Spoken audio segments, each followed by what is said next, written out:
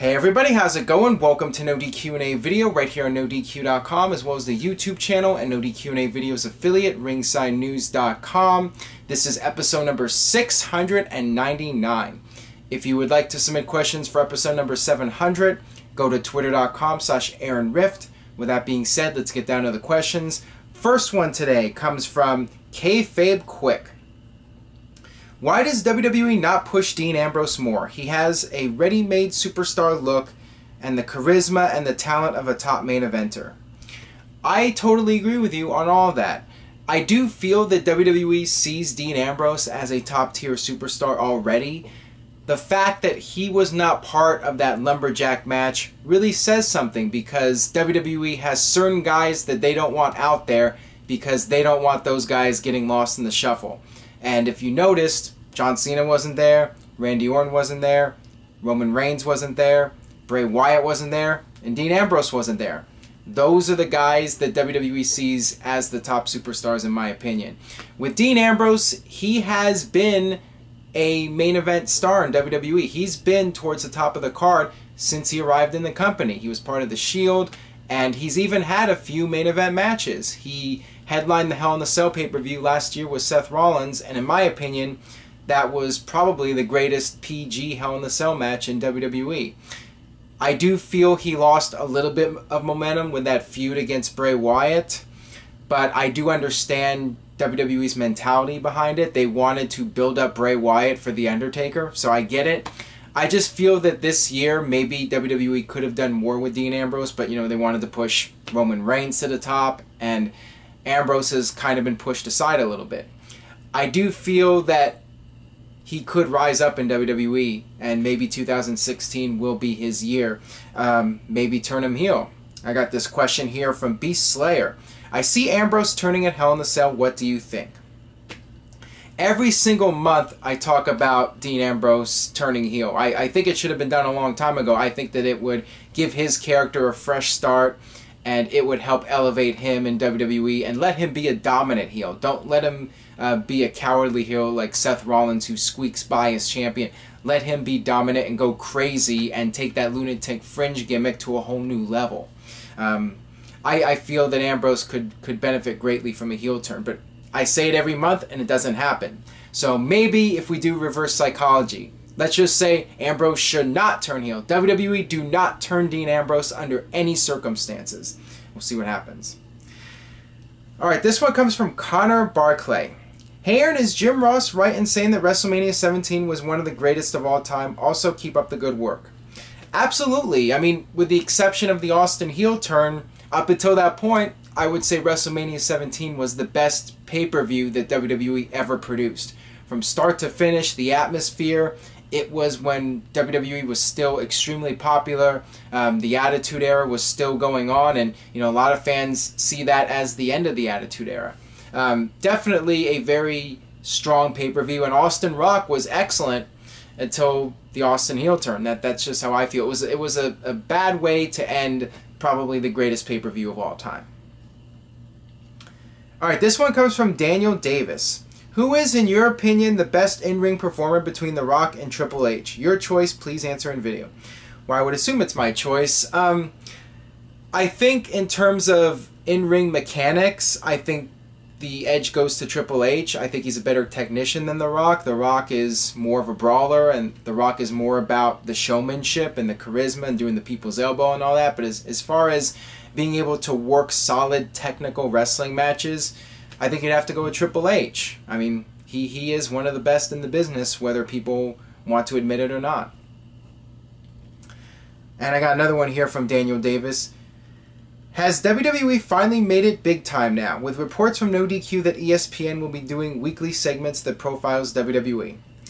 This is really a huge deal for WWE. I think it's great for them that they're finally getting some recognition from ESPN. I know a lot of die-hard sports fans aren't happy about it. They feel that WWE is not a sport and should not be covered by ESPN.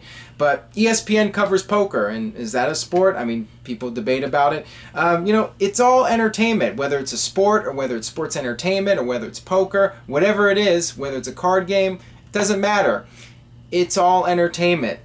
And I think it's good for ESPN to be doing this, and you know, great for WWE. I don't really care one way or another because I'm not really a sports person. Doesn't bother me that WWE gets the coverage. Maybe for some people out there it does, but you know, kudos to WWE for having this finally happen. And I think it's good for the business that wrestling will have some credibility now being covered on ESPN. You know, people always look down on professional wrestling as lowbrow entertainment, and you know, it's not taken seriously by the media. So with ESPN covering it, this gives WWE a chance to be taken more seriously as a brand. So it's a really good sign for WWE. It's really great for them. Alright, this one comes from Liam Cooper. Do you think WWE should do a storyline where Eric Rowan could show signs of jealousy at being replaced by Braun Strowman? I think that that's a great idea. I mean, that seems to be a logical way, a perfectly logical way to bring him back and try to win his way back into the Wyatt family, and they can have an interesting storyline go from week to week with him, and you know, trying to get back in and maybe having friction with Braun Strowman, and you know, the two of them trying to fight for the spot in the Wyatt family. That would be a very practical storyline. Will it happen? That remains to be seen, but I would definitely go in that direction. I think that that's a great idea. Alright, this one comes from MRYUKK. Please share your thoughts on Matt Hardy's bogus run as TNA champion. Why would anyone pre-tape shows months in advance anyway? Well, I've talked about this several times before, and TNA really had no choice. They don't have the finances to tape shows on a 2-3 week period. They have to tape 8 shows in 2 nights or 3 nights or whatever, and that's all they can afford at this point. That is the unfortunate reality. You know, people try to defend TNA saying that they're not going out of business, but I mean, this is not a good sign when you have to tape 3 months of television in three days. It's not good. And you know, TNA had to come up with something because they had no TV tapings after Bound for Glory, so they had to resort to using that footage that they shot for the one night only pay-per-views, and they needed to figure out a way to have people tune in and tune in from week to week with a storyline without taping new shows. So they came up with Matt Hardy winning the title and doing that angle where EC3 got the injunction, and Matt Hardy was forced to relinquish the belt. So that was the best they could come up with. The whole thing's ridiculous. It's very sad, but like I said in a previous video, TNA did the best job they could under the circumstances. Alright, this one comes from Big Ryan. Is it me, or was the Chicago crowd absolutely dead during the Kane-Seth Rollins match? Yeah, they were, and it wasn't just that match. The Chicago crowd was one of the weakest crowds in Chicago that I can remember in a very long period of time. I don't know why, but they just weren't super hot for a lot on this show. I think some fans out there were speculating that all the diehard fans were at the Cubs game. I don't know. I don't know what the problem was, but yeah, the fans just didn't react as much as they have to previous shows. And you know, they were doing the what chants for Roman Reigns when they cheered him at Extreme Rules or whatever the pay-per-view Payback, whatever pay-per-view he was at in Chicago. So yeah, it was just not one of the better Chicago crowds, and maybe it's just that the product isn't that interesting right now, and you know, the bad crowd reactions, that's a result of the product just not being as good as it's been in the past. Alright, that'll wrap it up for this edition of NoDQ&A video. Thanks as always for watching. Subscribe if you haven't already at youtube.com/NoDQ&AV. Got lots of videos coming up soon. A new series, Coast to Coast, just debuted last week with Jeff Meacham and Greg Cherry. More of those videos are coming in the future. Also stay tuned to The Scoop with Noah Donish. Eat, sleep, dislike, repeat. Although some of you are starting to like him. So check it out. Check out The Scoop. And check out NoDQ&A video episode number 700, which is coming up. As I mentioned earlier, you can send in questions at twitter.com/AaronRift. Try to come up with unique questions and try not to send me like 10 questions in a row.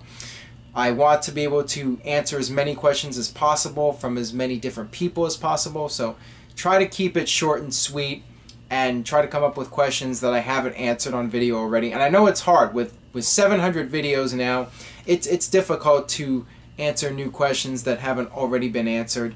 But try your best, and maybe I'll answer your question on a future video. And stay tuned to NoDQ.com for all the latest regarding WWE, Hell in a Cell, TNA, what's going on with them in the future, and the Indies. And on that note, I will see you guys next time for another edition of NoDQ&A video. See you next time.